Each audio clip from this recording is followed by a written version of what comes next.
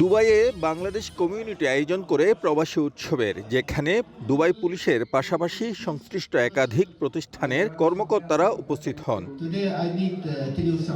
বাংলাদেশিদের মধ্যে সচেতনতা বৃদ্ধির লক্ষ্যে প্রবাসী কমিউনিটির সঙ্গে সমন্বয় করে একসঙ্গে কাজ করার আগ্রহ প্রকাশ করেন তারা। পাশাপাশি আমিরাতে বসবাসরত সব নাগরিককে আইন মেনে চলার মাধ্যমে একটি নিরাপদ রাষ্ট্র গড়ে তোলার আহ্বান জানান।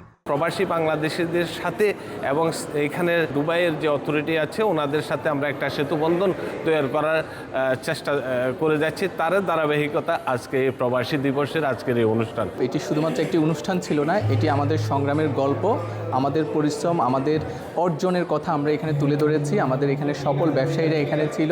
দুবাইয়ের ক্রিক শারাটনে অনুষ্ঠিত প্রবাসী উৎসবটি পরিণত হয় সচেতনতামূলক কর্মসূচিতে।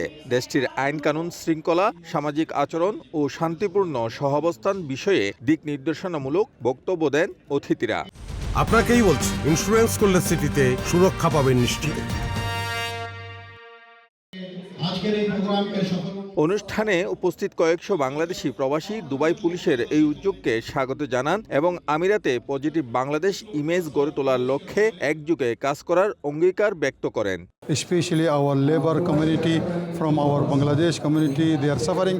Because of that, we are trying to forward some awareness for them through their bosses, which they attend the event.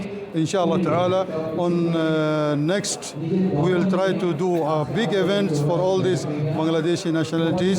বিভিন্ন খাতে গুরুত্বপূর্ণ অবদান রাখার জন্য বাংলাদেশ কমিউনিটির উদ্যোগে 25 জন সফল প্রবাসীকে দেওয়া হয় সম্মাননা। শিবলি আল সাদিক, সময় সংবাদ, সংযুক্ত আরব আমিরাত।